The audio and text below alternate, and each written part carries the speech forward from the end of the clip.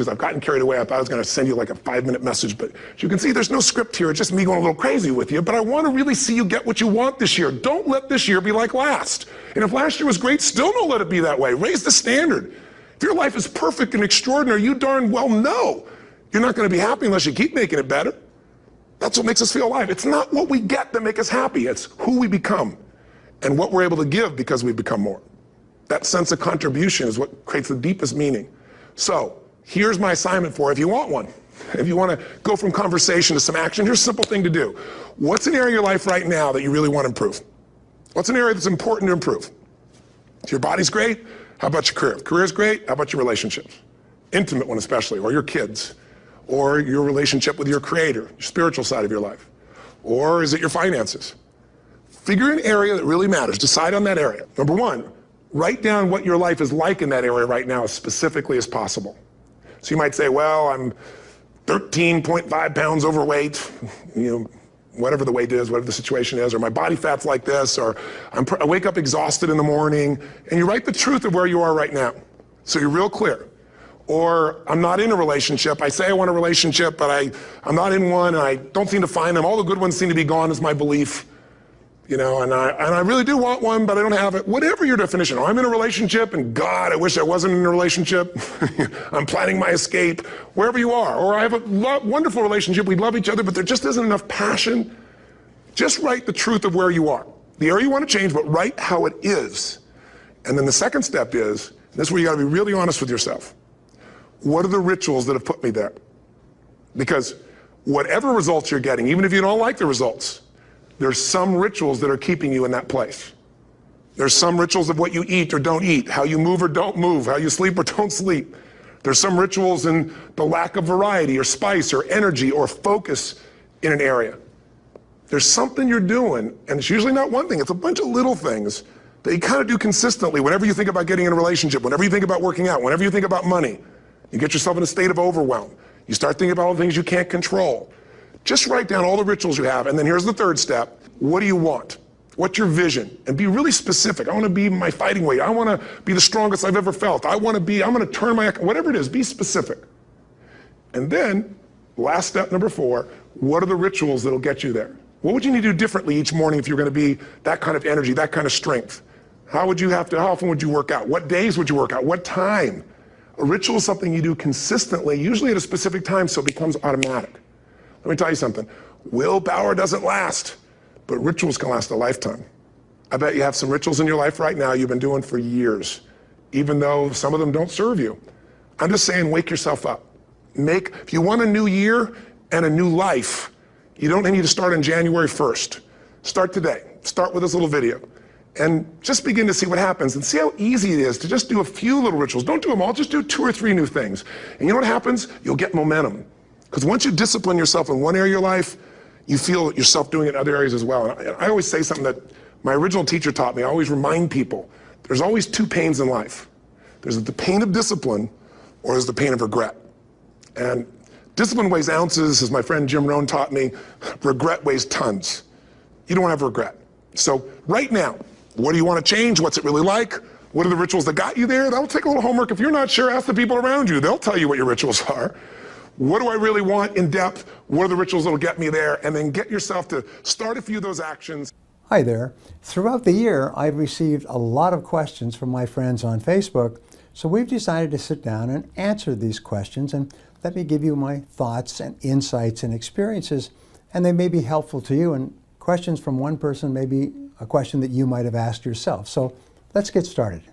Dominique from Facebook asked, Brian, on the subject of habits, how long does it take to unlearn or replace a bad habit, and how would you go about it? Well, habits are very important because 95% of everything you do is based on your habits. One of my friends used to say, the key to success is to form good habits and make them your masters, as opposed to bad habits. He also said this, which was very interesting. He said, good habits are hard to form, but easy to live with.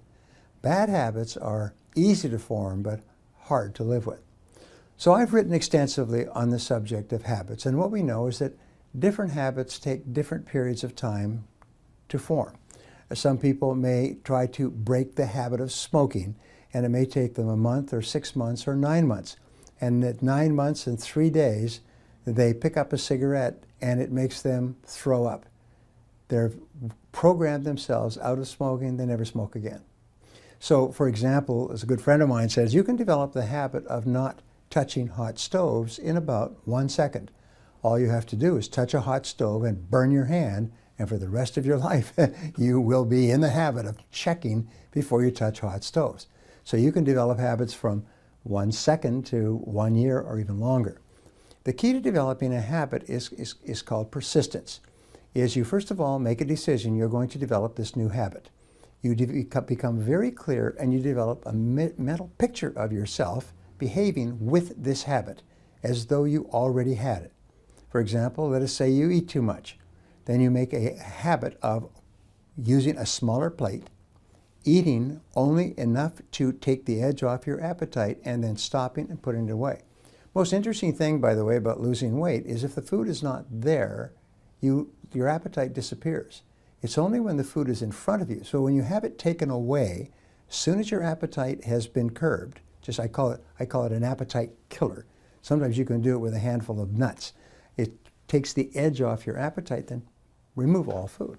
Soon it gets to the point where you don't even put it in front of you, and you start to get thinner and thinner. What you do is you make a decision to form this habit, then you never make an exception. You practice the habit every single day. If you make a decision that you're going to do it for 21 days, 7 days a week. And if you fall off the wagon, start a new 21 days. If you slip for 1 day, bang, back to 21 days. And you just keep hanging in there, just keep persisting. At a certain point, it becomes easier and easier not to do it than to do it. So ask yourself, what would be the greatest habits for me to have? Punctuality. Only 2% of the population have the habit of punctuality. That would be good. Morning exercise. Getting up and exercising every morning. That would be good.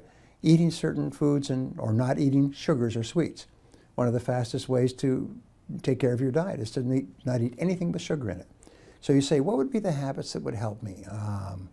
Stop procrastinating, or get started on my major tasks immediately, or plan every day in advance, or reading 1 hour each day to upgrade my knowledge and skills. So make a list of the habits, and then you say, which one of these habits would help me the most right away? And then what you do is you just pick one habit. Don't try to change more than one habit at a time. But imagine if it takes 21 days or so to develop a habit of medium complexity, and you were to develop one habit each month for 12 months. At the end of 12 months, you had 12 new habits. What difference would that make in your life? The answer is it would totally change your life. Now people say, well, I couldn't do this, I couldn't do that. I mean, that's so difficult. I've tried all these years to do it. What happens if you join the Army, or you join the Marines, or you join the Navy, and you go through boot camp, and you go through basic training for 6 or 12 months? They drill you and grill you and train you in new habits, so that at the end of 6 or 12 months, you have a whole series of new habits of behavior, of cleanliness, of response rates, of activity, action, planning, getting up, going to bed. Is within a few months, you're a totally different human being by simply daily repetition, 7 days a week. So you can do it to yourself. Put yourself through your own boot camp. Decide, I'm going to develop this habit, and pick one habit that'll help you the most. Don't try to change the world. Just pick one habit and prove to yourself that you can develop one new habit. Once you know that you can develop one new habit, then you know you can develop any habit you want. Good luck to you. Now, I've given you a couple of ideas, so the most important thing that you can do is to take action. So what one action are you going to take as a result of these key ideas that I've just given you? Whatever it is, jot it down and let me know. Remember,